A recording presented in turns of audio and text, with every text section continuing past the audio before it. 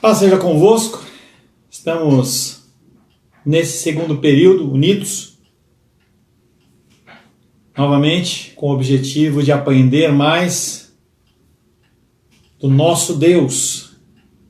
Essa parábola tão importante que traz tantas divergências, né? Em que a gente pensa de uma forma por tanto tempo, acha que o nosso cristianismo tem que ser apenas um checklist de ações ou omissões. E Jesus, ele mostra através do seu Espírito que isso é muito mais profundo. Abrange muito mais coisas do que simplesmente uma vida religiosa. Conta a história que numa igreja grande havia um ministério de louvor famoso, havia um grupo de ação social atuante, batismos, e uma senhora no fundo da igreja. Ela se assentava 10 minutos, 20 minutos antes do culto iniciar. Antes que o culto findasse, ela se levantava e ia para o seu lar. E ninguém notava essa mulher, até que ela veio a falecer.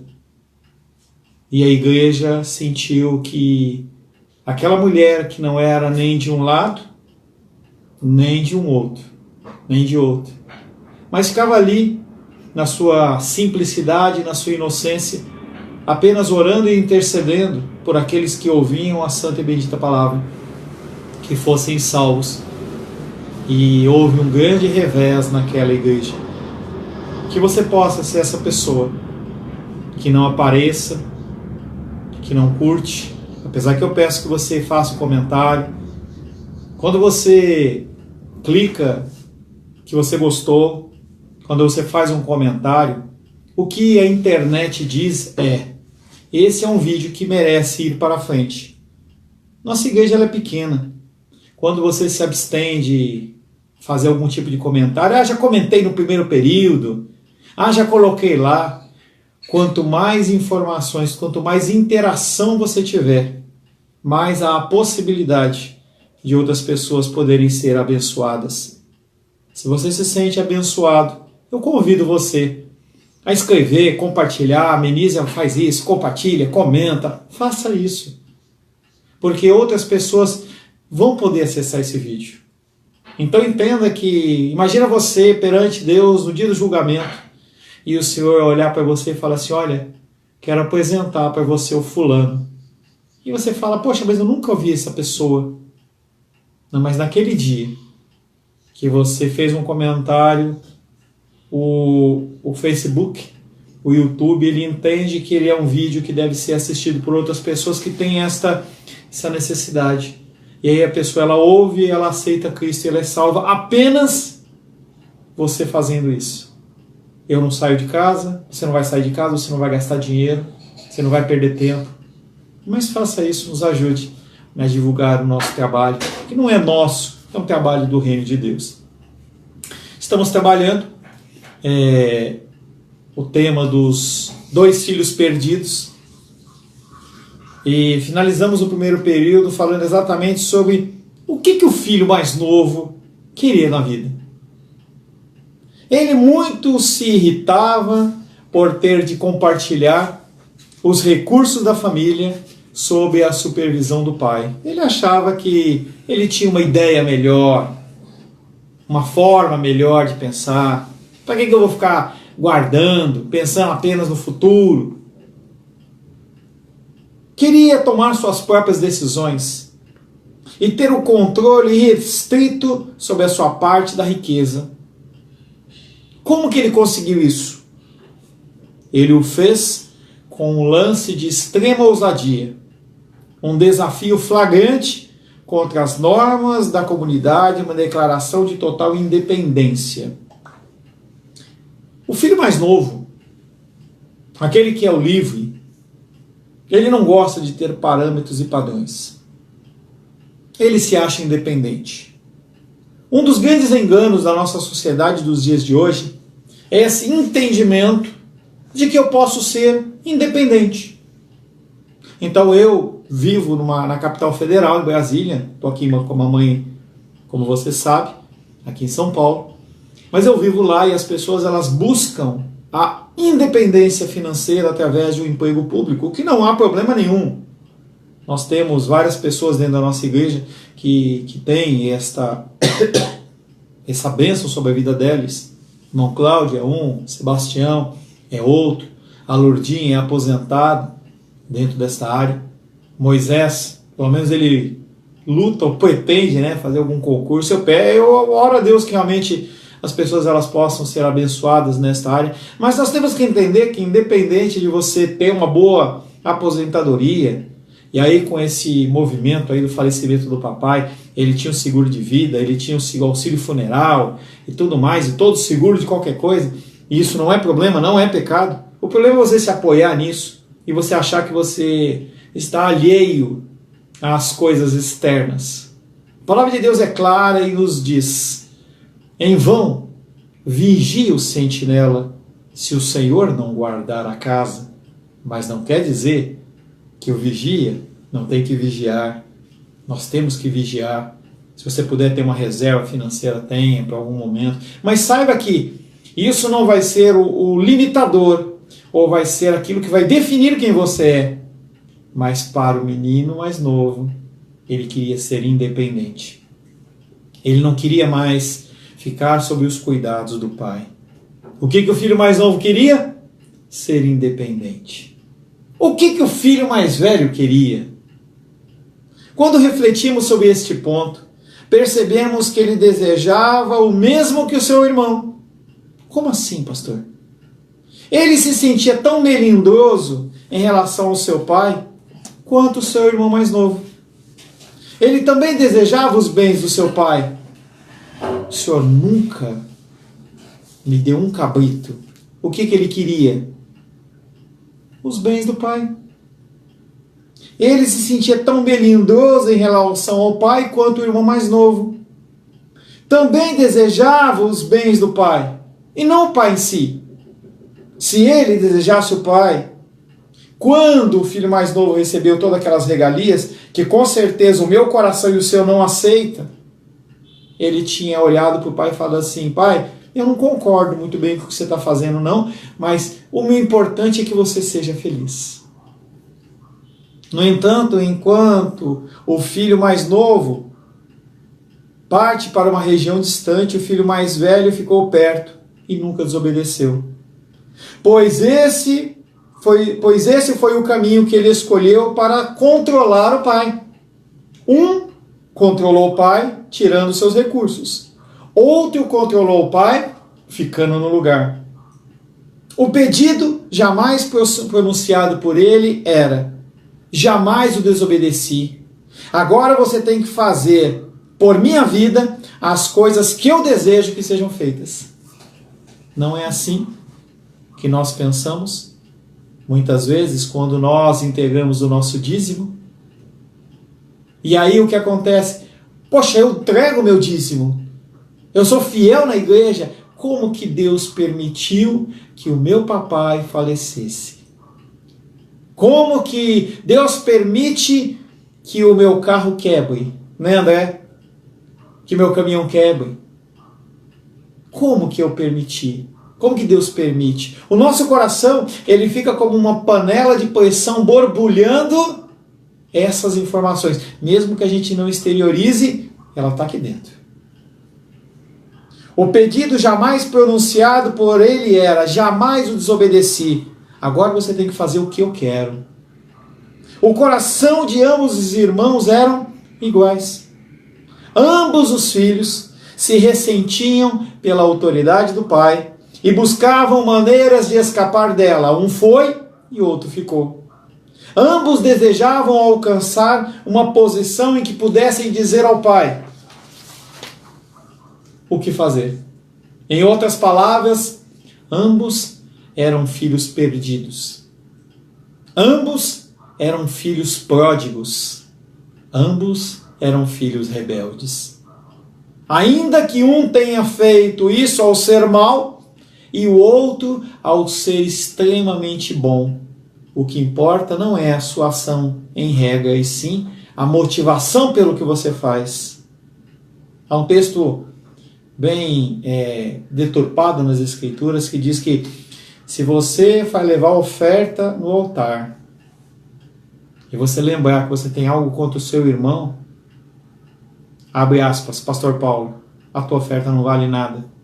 Você tem que primeiro se consertar com ele, para depois você entregar a oferta no altar.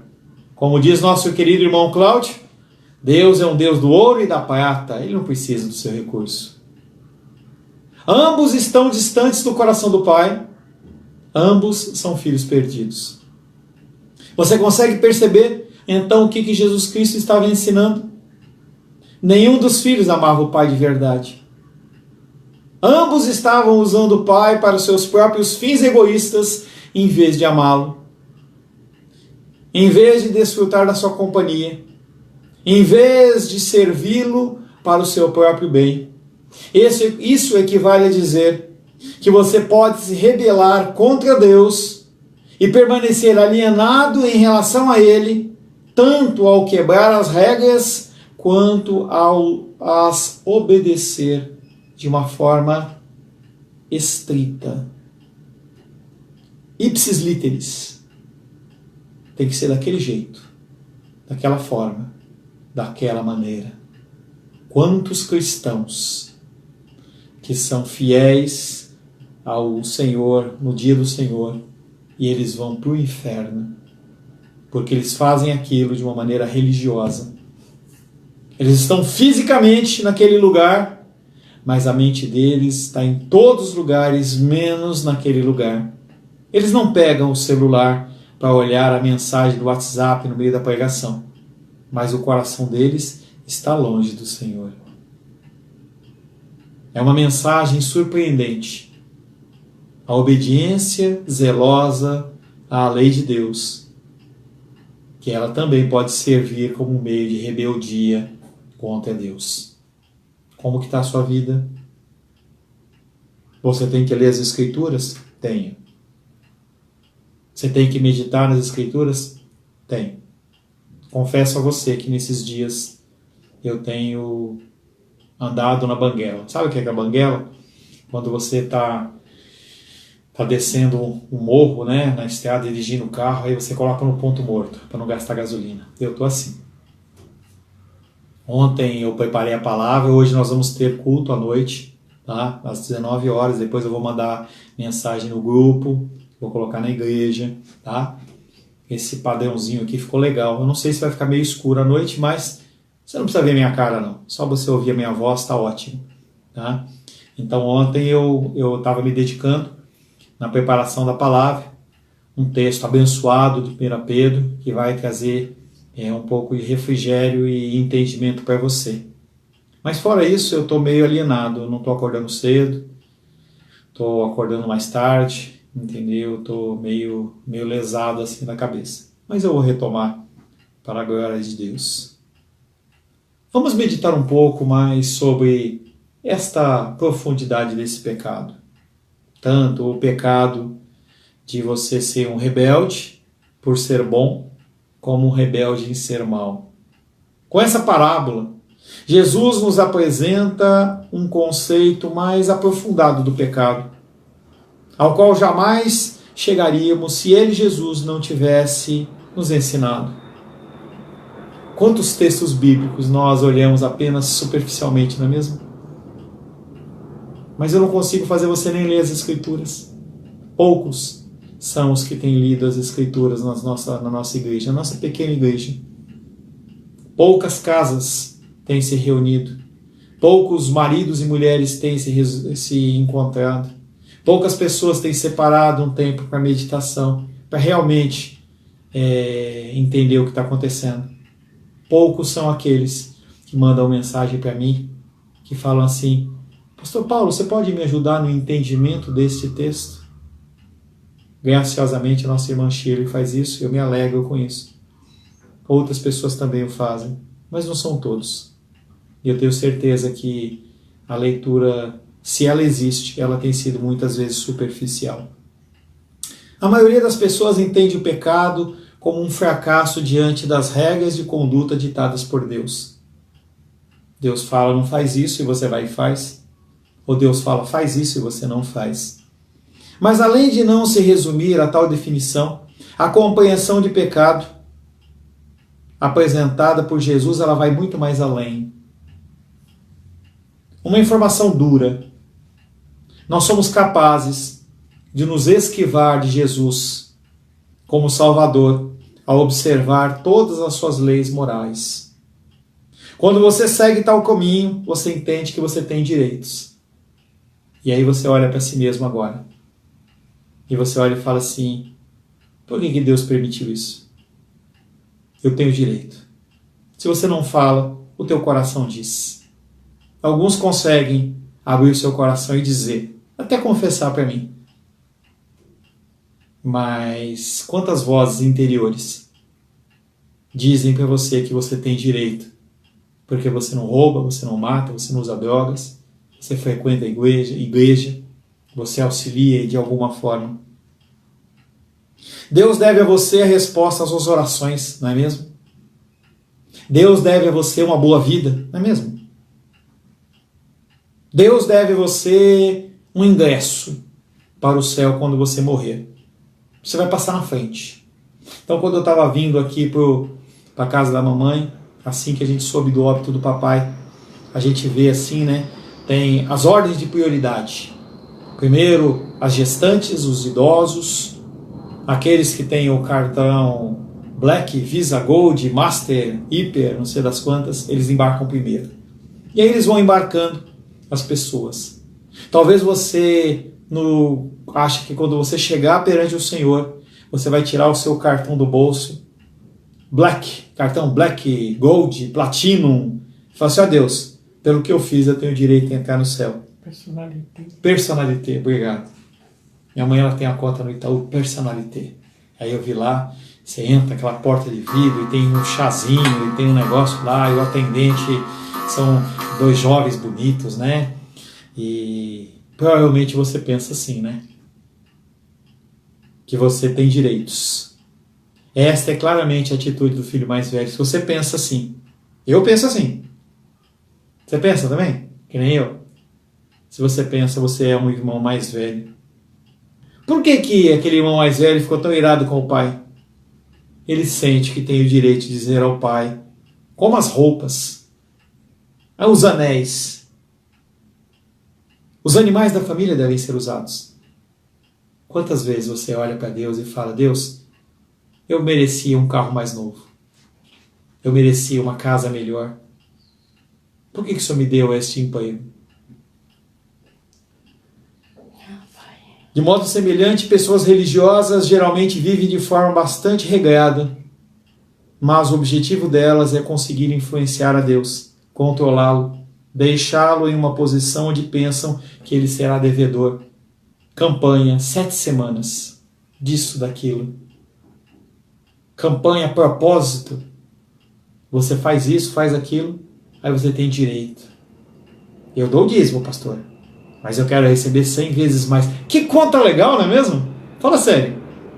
Você vai lá no banco e fala assim, olha, eu vou te dar R$1.000, mas você tem que dar 1 milhão para mim, tá? Que legal isso, né? As pessoas, elas pensam assim. E elas param de fazer assim porque elas não recebem o retorno. Dentro do catolicismo romano, tem a figura do Santo Antônio, que é o santo casamenteiro. Isso acontecia bastante no interior, em que a jovem que queria casar, né? Então ela ia lá e fazia um voto para Santo Antônio, que ela queria casar. E aí quando ela não casava, o que ela fazia? Ela pegava o santo e fazia o quê? Virava de cabeça para baixo. Agora esse santo ele vai pagar, ele não me deu quem eu queria para casar, então ele vai ficar ali. Então eu... No freezer. No freezer? Eu entreguei o meu dízimo, como é que eu posso ter aluguéis atrasados? Eu frequento a igreja? Como que eu não sou mais abençoado do que eu sou? Como que eu, pastor Paulo, sou ungidão, né? E eu não tenho cabelo. E aí eu olho o irmão que não vai na igreja e tem cabelo. Como é que é isso? Nós fazemos de tudo para deixar Deus numa posição como se Ele fosse controlado por nós. Mas isso não existe. Não há essa possibilidade de que Deus seja controlado por nós. Assim, apesar de toda a piedade e de toda a meticulosidade ética, essas pessoas, eu e você, estamos de fato nos rebelando com a autoridade de Deus. Se como filho mais velho, você acredita que Deus tem de abençoar você, que Ele tem que te ajudar, porque você deu duro para obedecer a Ele e ser uma boa pessoa, então talvez Jesus possa lhe ajudar. Talvez Ele possa ser um exemplo e até mesmo uma inspiração para você. Mas Ele não é o seu Salvador. Se você acha que Deus deve algo a você por ser um bom pai, por ser uma boa mãe, por ser um bom filho, por ir para a igreja, por acordar cedo para ouvir o pastor Paulo falar, você pode ter Jesus como seu inspirador, como seu exemplo. Mas Ele não é seu Salvador. Não é. Sabe por quê? Porque você está sendo seu próprio Salvador. Você é tão correto, é tão direito, é tão legal. Talvez você fosse uma pessoa que teria que ficar em cima de um altar para ser adorado. Talvez você virasse santo. Você não precisa de Jesus Cristo. Você se autossalva com as suas ações sociais, com o seu tempo de oração, com o seu tempo de meditação, com o seu farisaísmo. Por baixo da extrema diferença no comportamento dos irmãos estão a mesma motivação e o mesmo objetivo. Ambos usam o Pai, que faz referência a Deus, de maneiras distintas, para alcançar aquilo que realmente o seu coração deseja. Eu quero aquilo que eu quero, do jeito que eu quero, no tempo que eu quero, na forma que eu quero. Você não vai fazer isso, Deus? Eu não vou mais na igreja. Você não vai fazer isso não, Deus? Não dou mais o dízimo. Você não vai fazer isso não, Deus?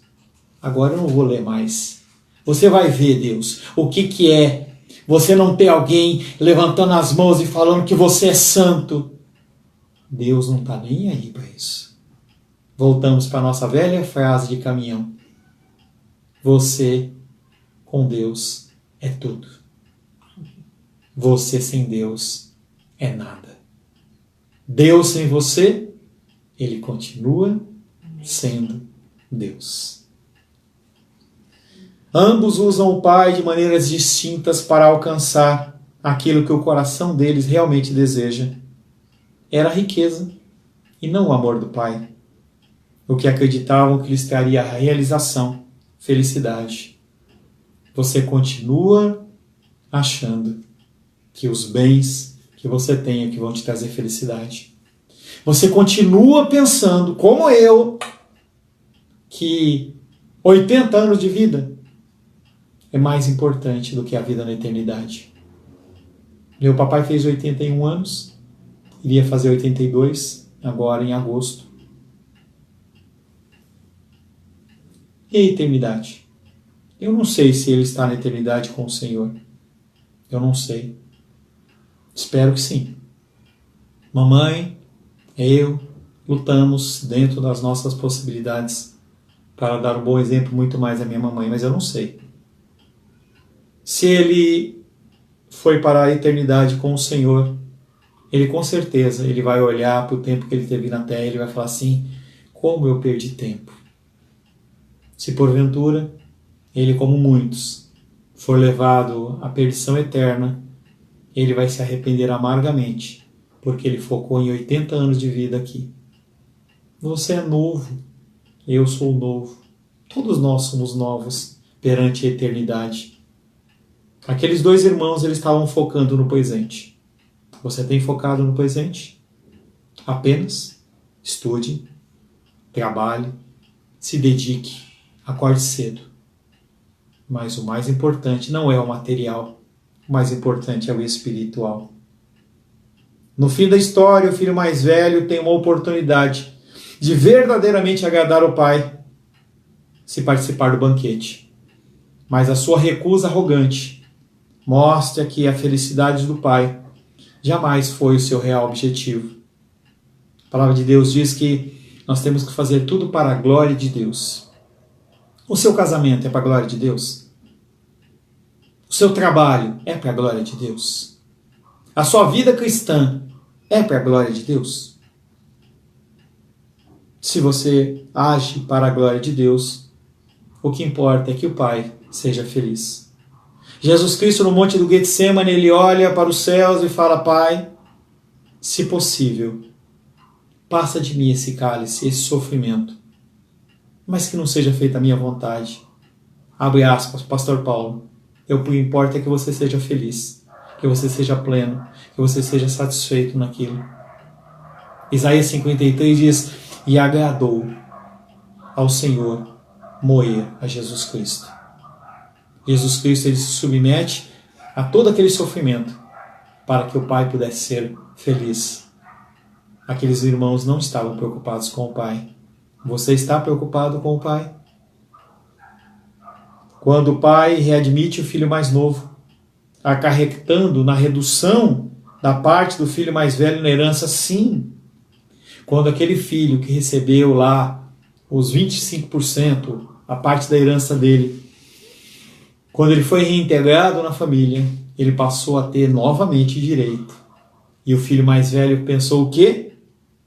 Enquanto ele levou a parte dele, mas ele está fazendo o quê? Ele está agindo, ele está pegando a minha parte agora. Aquilo que era meu, que eu trabalhei, que eu me esforcei, ele também vai ter parte naquilo. Quando o pai readmite o filho mais novo, acarretando na redução da parte do filho mais velho da herança, o coração do mais velho mostra quem ele é. Ele não mudou nada. Ele apenas tirou a máscara. O pai não via isso.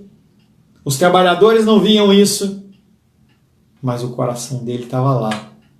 Quando houve a oportunidade, o coração daquele homem floresceu. E floresceu de uma forma com cheiro de podre, com cheiro de morte. Ele faz todo o possível para magoar o pai e para resistir à vontade dele, porque ele ia perder dinheiro. Se como irmão mais velho você procura controlar Deus, o que é uma utopia, por meio da sua obediência, então toda a sua moralidade não passa de algo podre, sujo. Jesus Cristo, certa feita, olhou para os fariseus com as suas vestes lindas e bonitas, brancas, lindas. É algo bonito você ver o sacerdócio. Você pode ver na internet algumas reproduções dos sacerdotes daquela época. Jesus Cristo olhava e falava assim: quando eu vejo vocês, eu vejo como um túmulo. Por fora branquinho, caiado, mas dentro podre. Tive a oportunidade de ir com a minha esposa para Buenos Aires, lá na Argentina. E um dos pontos turísticos que a gente estava procurando, né, para conhecer, nós ficamos 2, 3 dias lá, um pouquinho, 3 dias, 4 dias, e andamos que nem os condenados lá. E aí perguntamos dos pontos turísticos, que a gente queria conhecer a maioria deles, pelo menos. E aí fala assim: olha, cemitério. Caramba, cemitério? Não, ponto turístico. Ah, vamos lá ver, né? E aí nós entramos no cemitério, tinha uma mulher que andava, as pessoas que andavam para você conhecer o cemitério. Como você vai no museu, era uma viagem guiada pelo cemitério, pelos túmulos, em que a mulher, as pessoas lá iam mostrar os melhores túmulos. E você olhava aqueles túmulos lindos e maravilhosos, todos pintadinhos, bonitinhos, aqueles anjos com a espada e negócio, aqueles túmulos de família enormes que estão no apartamento, coisa linda. Mas você olhava lá dentro, tudo morto, tudo cheio, mal cheiroso, podre. Se você, como irmão mais velho, você busca controlar Deus por meio da sua obediência, é assim que Deus te vê. Um exemplo clássico dessa situação é a barganha que um jovem chamado Salieri faz com Deus na peça Amadeus. Amadeus é um filme que fala de um grande compositor. E ele falava assim, esse irmão: Senhor, falando com Deus, Senhor, faz de mim um grande compositor. Deixa-me celebrar a tua glória através da música. Olha que discurso piedoso. E assim celebrar. Faz-me famoso por todo mundo, Deus. Querido Deus, torna a minha obra imortal. Porque quando eles lembrarem de mim, eles vão lembrar do Senhor. Que pronunciem meu nome depois da minha morte, por tudo que escrevi, para todo sempre. Em troca, eu juro ser uma pessoa casta. Eu não vou ser permissivo na minha sexualidade. Eu vou ser humilde. A cada hora da minha vida, vou ajudar os meus semelhantes com tudo que o Senhor me der. Eu oro em nome de Jesus. E ele passa a nortear a sua vida segundo essa promessa a Deus. Mantenha as mãos longe das prostitutas. Trabalha com afinco nas suas músicas. Ensina outros músicos de graça a serem bons músicos. Ele se dedica incansavelmente a ajudar os pobres. A sua carreira floresce. Mas então surge Mozart, com dons musicais superiores a ele. A genialidade de Mozart, com seus dons musicais, eram superiores àqueles que ele tinha. E também havia sido concedida por Deus. Amadeus, o nome do meio de Mozart, era irmão dele. Um nome que chama amado por Deus, é o irmão mais novo. Mozart, ele era um homem que se envolvia com prostitutas, gastava o seu dinheiro de uma forma à revelia, não ajudava os pobres, não tinha feito uma oração linda e maravilhosa como seu irmão. E ele pensava, tudo isso é incompreensível. Eu neguei a luxúria, que me era natural, para merecer o dom de Deus. Enquanto Mozart cede a todos os seus desejos, mesmo noivo, antes de casar, ele traiu a sua noiva. Não consigo entender.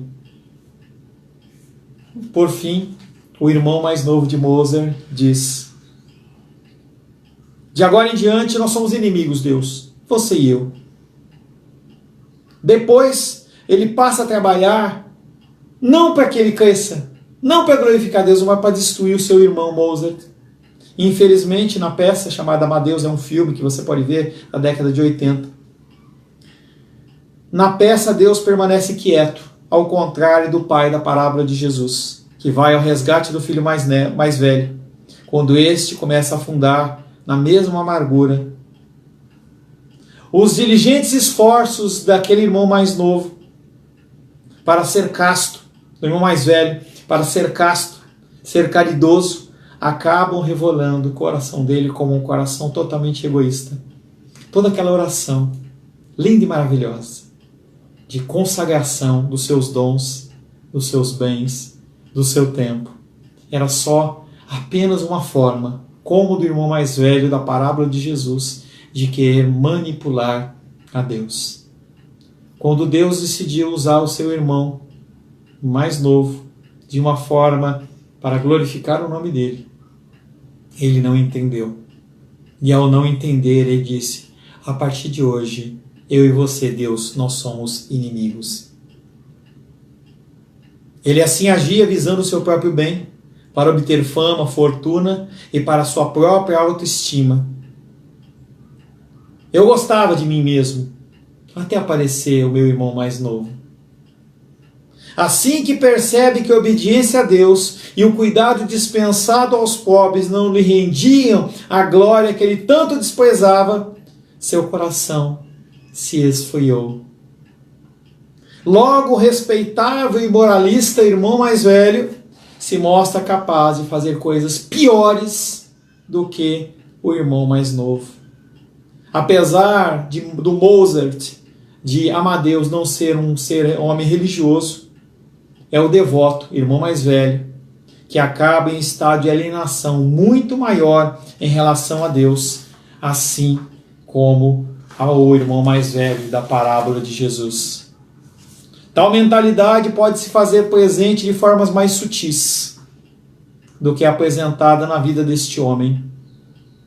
Mas será que não espelha aquilo que está no seu coração? Será que? Esse será que é algo que não tem nada a ver com piraquê, que é a bolacha.